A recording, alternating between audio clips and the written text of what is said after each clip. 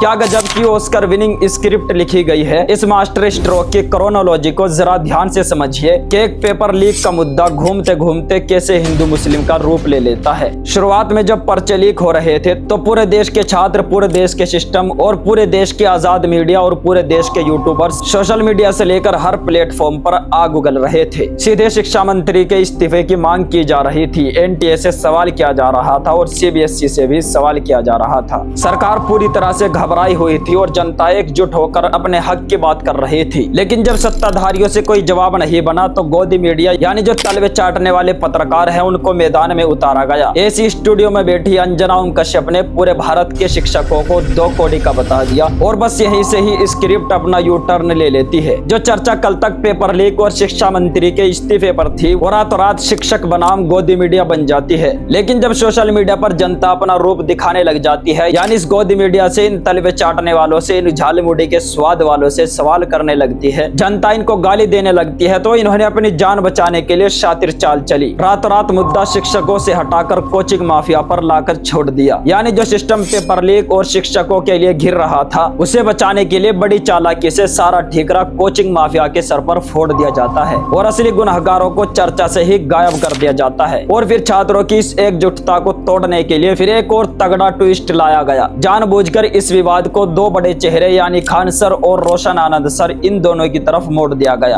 Coaching संस्थानों में थोड़ा मनमुटाव हर प्रोफेशन की तरह जरूर होता है, लेकिन इस बार इसमें से एक शिक्षक को बलि का बकरा बनाकर जेल भेज दिया जाता है। नतीजा ये हुआ कि जो छात्र कल तक पेपर लीक और शिक्षा मंत्री के इस्तीफे के लिए लड़ रहे थे वो छात्र अलग अलग ग्रुप में बंट जाते हैं और अपने शिक्षकों के लिए भिड़ने लग जाते हैं। लेकिन स्क्रिप्ट यहाँ भी खत्म नहीं हुई। जब इनको लगा कि मामला ठंडा पड़ जाएगा तो इसमें बिहार की सदाबहार जातिगत राजनीति का तगड़ा लगाया गया। जानबूझकर सोशल मीडिया पर यह नैरेटिव फैलाया गया कि किसके इशारे पर ज्ञान बिंदु वाले सर को गिरफ्तार किया गया और किसके इशारे पर खान सर को बचाया जा रहा है। जो छात्र कल तक अपने भविष्य के लिए पढ़ते थे, जो अपने उज्जवल भविष्य के लिए पढ़ते थे, उनको अचानक से याद दिलाया गया कि फलाना शिक्षक यादव है और फलाना मुस्लिम है। और फिर इसमें आता है सिस्टम का सबसे बड़ा ब्रह्मास्त्र। जब कुछ समझदार लोग समझ जाते हैं और वो बताने लग जाते हैं कि सब कुछ स्क्रिप्टेड है, तब इसको सीधा हिंदू मुस्लिम का रंग दे दिया जाता है। कल तक जो गोदी मीडिया खान सर को खान सर कहती थी उसको अचानक से फैजल खान बना दिया गया और इनके थंबनेल में और उनकी वीडियो में नाम यूज होने लगा फैजल खान। पलक झपकते ही 2 शिक्षकों के बीच का विवाद अचानक से धर्म और जाति के बीच में दिखाया जाने लगा। और सबको पता है कि बहती गंगा में सब हाथ धोते हैं। इसमें यूट्यूबर्स, क्रिएटर्स, जितने भी सोशल मीडिया इन्फ्लुएंसर है, जितने भी गोदी मीडिया है, सबने हाथ धोए,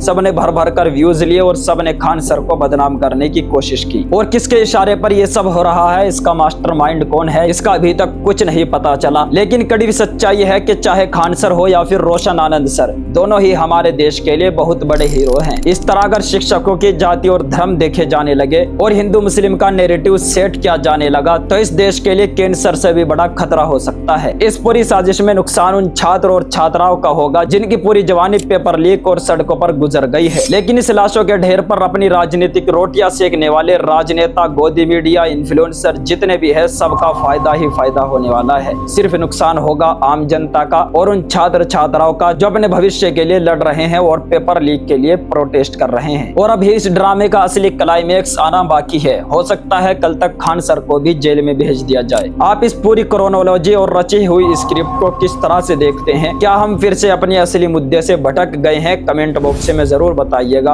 और इस वीडियो को शेयर जरूर कीजिएगा।